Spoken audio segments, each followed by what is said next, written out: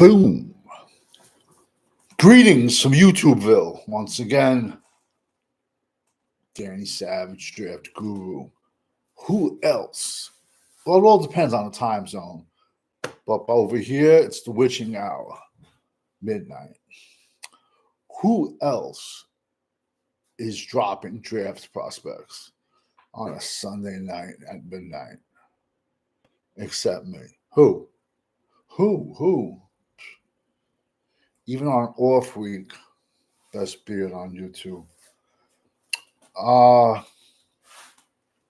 We'll be dropping 4 draft prospects, 2 offensive linemen, and one safety and a linebacker. So this is 615. We are at 615 players since May. Look around. Like I said earlier, man, you're going to see all these channels turn into draft channels, where this channel is a draft channel 365, 24/7, all year long. Because especially with the transfer portal and all these new rules with JUCO not counting as time, the transfer portal alone, it should be a full-time job. All right. So we're going to be at 615 after these 4 players I drop out. First kid is Corey Stewart, left tackle, Purdue, 6'4", 310. I originally seen him at Ball State a while ago, and then he transferred over to Purdue. And besides the Undertaker on Purdue, which is their monster defensive end who looks like the Undertaker, Purdue was a horrendous team. But this kid, don't hate on me, man, when I say it. Uncensored. Show love before bed, I know, right?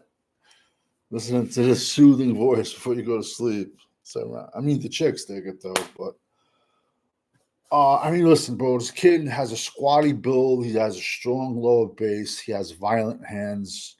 He took like I said, he transferred from Ball State to Purdue, and he just played on a horrendous team. Don't kill the messenger, man. This kid, he's going to get thrown to left guard. He is. And I'm not saying that's what I would do. That's what everyone in the NFL does with shorter left tackles. They throw them inside, unless their arms are hanging down to their, to the ankles. And his isn't. Next kid, completely different story. Caleb Rogers, Texas Tech. 56 starts to his credit. What have I said all year? Well, since I started this channel, when you can play multiple positions, you are much more attractive to an organization. 56 career starts, mostly at left tackle, but he has played both guard positions. So he's 6'5", 310, long arms, prototypical NFL left tackle.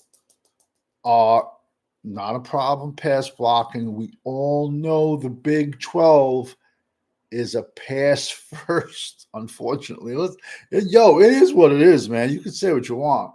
But the Big 12 is pass first, run second type of league. And in my opinion, a lot of offensive linemen coming out of the Big 12, not all of them, but some of them are better pass blockers than run blockers. But this kid, very versatile, has the size, has long arms, and he can get the job done. He's someone to look out for. He's a day 3 slash undrafted free agent. But you got to realize, man, there's 32 NFL teams, and that could be a scout, some old line coach for one of the 32 teams could fall in love with him.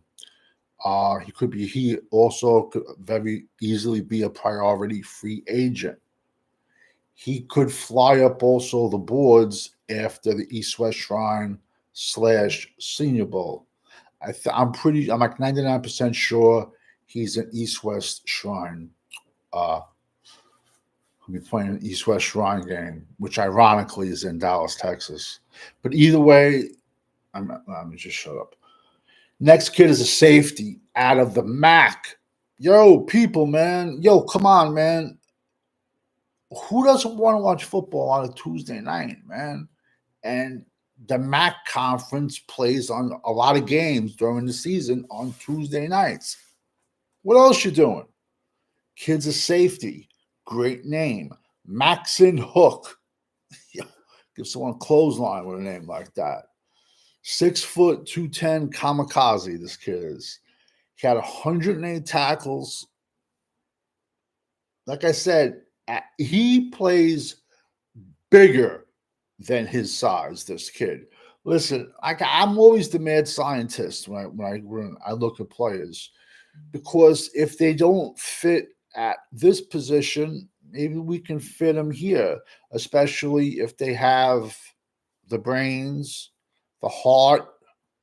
It's not always about traits, people.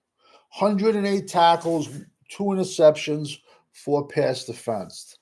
The kid comes downhill and he does his best work in between the tackles, coming downhill and stopping the run. He also is not a liability in pass coverage. I think he'll have his best shot would be to make the NFL team or practice squad as a special teamer first. But he has like I said, he plays bigger. He's 6 foot 210. He plays bigger than his size.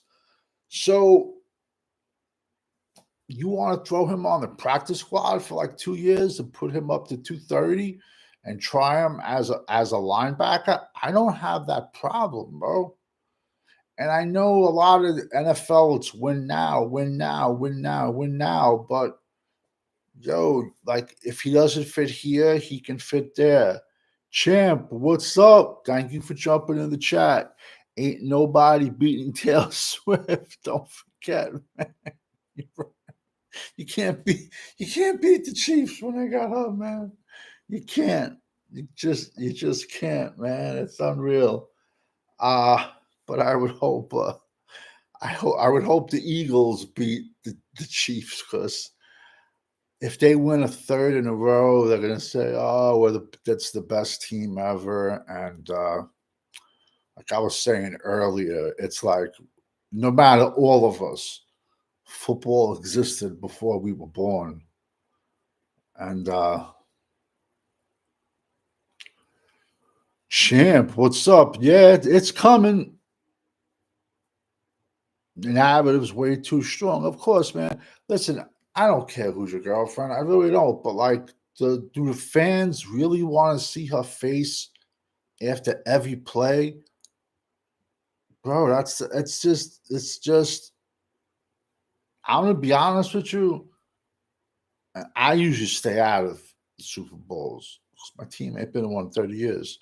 I could care less about this one, but I would rather see Philly win, because if the Chiefs win, they're gonna say they're the best team ever, and I'm just gonna disagree with that. They're not. They ain't. Yeah, I definitely want to see Eagles win, but I know the Chiefs are gonna win. It's unfortunate.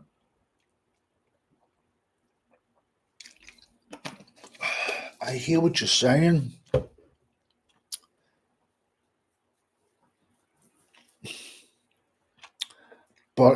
I think on both sides of the ball, I'm gonna. I'm talking about trench wise.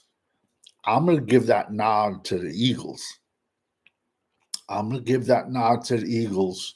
And like I said, I hate the Eagles, but maybe quarterback sneak and heal up from now to the Super Bowl, and the Eagles pass rush. Listen, I'll tell you right now, the Chiefs are not going to be able to run on Philly. They're not. Then I don't see that happening. I see it being a close game when they had Arian Foster, Brian Cushing. Those were the days. You're going to laugh. Cushing played football like 5 miles from me. He played football in his high school. He was a nut job back then. He loved his PEDs, which, hey, I don't care, bro. Do what you got to do. Whatever. Hey, I encourage cheating. If you ain't cheating, you ain't trying. I encourage cheating. I truly do. I'm sorry. Because if you don't think everyone else ain't, they're too, but some of them just don't get caught. Larry Allen said it the best after he bench pressed 700 pounds natural. The NFL drug tested him twice every single week. But rest in peace, Larry Allen. And there was only one Larry Allen, and there'll never be another. Next, this kid's got to be related to Schwarzenegger. Carson, I'm going to pronounce his name, Schweizgater. This kid's German either way. UCLA. He's a linebacker, 6'2", 225. All right. He led the Big Ten in tackles. He had 110 tackles and 4 sacks. Now, all tackles. Yeah, he went to Georgia. Yeah, Cushing went to Bergen Catholic. My nephew went there too. My nephew's a wrestler. That's where I saw the kid Javante DeBattiste. He's on the Rams. I seen him. I seen Cushing play there. I seen Javante DeBattiste, who I was big on last year. He's actually a friend of the family. I saw him play at Bergen Catholic. I saw probably the number one guard coming out this year, Tyler Booker. He went to Bergen Catholic his freshman. He's from Connecticut, but he went to Bergen Catholic his freshman year. And then and that kid was that size when he was a freshman, no joke. And then after that, he transferred to IMG for his sophomore, junior, and senior year, then to Alabama.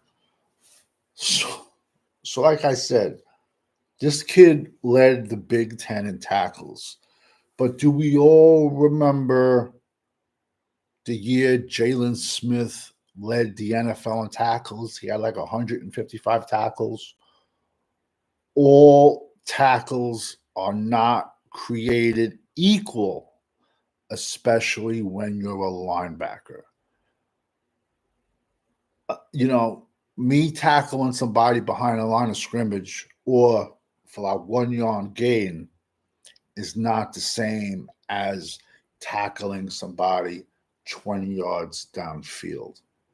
UCLA had a good one tech, which I gave you him, Jay Toya. And I would still love the Cowboys to draft him.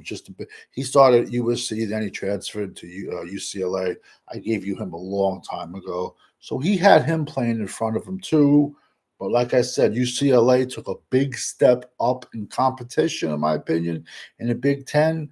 He's 6'2", 225. He also had 4 sacks on the season. I'm going to be honest with you. To me, he's like a linebacker / tweener safety. You're supposed to lead your team in tackles if you're the starting middle linebackers. Yeah, absolutely. If your defensive tackles are doing jaw, yeah. If your defensive tackles are doing their job, your linebackers should lead the team in tackles. That's why a lot of times you see these safeties with these crazy numbers, but more than often you look and they're playing on a crazy, horrible team. So let's see if I want to go talking. I never put anything in the stats. So tomorrow I'll be dropping one, two, three, four. I'll be dropping 5 more prospects tomorrow, and I'll have a couple of D tackles, a couple of I like to just throw a mishmash, a little bit of everything in there. But so far, like I said, I couldn't sleep. I figured, yo, let me just hop up on here and jump on throw some throw some facts out there, educate some people. But because let me tell you something, you're gonna be bombarded by everybody these next 2 weeks with the Senior Bowl and the Shrine Game, talking about people, and I'd be like, yeah, that's great. I spoke about him in June, but we're on our way to 800, and like I said, my 800 will be out before the beast comes out. Because once the beast comes out, I don't look at anyone's rankings at all, because all they do are copy and paste champions. I'm glad you also brought up Bergen Catholic. Yo, you got to check out this kid. He'll be their star. He'll be Notre Dame's starting quarterback, Steve Agnello. His name is. Big kid, All American, and he's a perfect example of. I believe this is his 3rd year at Notre Dame being a backup, because this past year they had a Riley Leonard. Then the year before they had like the kid from Vanderbilt, the 27-year-old kid with the beard. He transferred in. So this kid, Steve Agnello, he's a Bergen Catholic graduate. He's like 6'5", legit. He's a perfect example of somebody that got into a program, stayed in a program, and just because when you thought it was your time, they were brought in somewhere else, he just didn't jump into the portal. You know what I'm trying to say? I don't like seeing kids at 5 colleges. And if anyone's have seen my videos I've put out, kids, there's legit kids out there that have been to 5 colleges. So what are you gonna do when you're in the NFL and you're not starting, or coach is too hard on you? You can't jump in the transfer portal there. But yeah, Steve Agnello, he went to Bergen Catholic. I'm telling you, one of my biggest sleepers, and he's getting love. Kyle Monungai out of Rutgers. OG himself, Cowboy Fiend, is in the chat. Thank you, my brothers, for stopping in. Kyle Monungai out of Rutgers, Jersey kid. He went to Don Bosco. Telling you, man, Jersey has some like legit, like 10 high schools that I'll put up against any high school in the United States. But you got to realize, as crazy as it sounds, these are all private schools, but they recruit from New Jersey, New York, and Connecticut, because they're all up in that corner of the state. And if kids live down south, or if kids live an hour away or another way, the boosters will let them live in their house, like with their children and stuff like that. Like, yo, they make it work, man. But Kyle Monungai, he's out of Don Bosco. That's how I saw him originally. So I seen him playing in high school, and he led the Big Ten in rushing twice, 1,300 yards. He's a 5'9", 210, 215-pound bowling ball. And you might say, why do you like him but not Austin Gentry? If you looked at Austin Gentry's build compared to Kyle Monungai just runs like a bowling ball. And let me tell you something. I have a feeling after like the combine, after the Senior Bowl, stuff like that, Kyle Monungai is going to fly up the boards. But if you could get Kyle Monungai in round 3, bruh. That's crazy, crazy, crazy value, man. Because, like I said, he plays much, much bigger. So I just threw two prospects at you. I threw two offensive linemen, two safeties. Tomorrow, I got a defensive tackle for you. I got a linebacker for you. I got a couple of tight ends. I got some more D linemen. I got so many pages. Legit. I'm on one, two. My third notebook is full. I got three notebooks full. Working on my fourth one that I leave over there. And then I have two more in reserve. I don't think those two in reserve, I don't think I'm going to get them. So I should have four complete notebooks by the end of this process. Because listen, man, anyone could just look at a video and say, yo, oh, look at this. Anyone could just put out a highlight tape of people. You can't go by that, man. You got to go by multiple games. Thank you, everybody, for jumping in the chat at midnight. Like I said, I couldn't sleep. I go, yo, let me just throw a few prospects. But we are at 615. Look around. Going to bed, I still got the best beard on YouTube. Tomorrow, like I said, I'll be dropping 5 more because we all know when you're rocking with the GWO, for life. Over and out.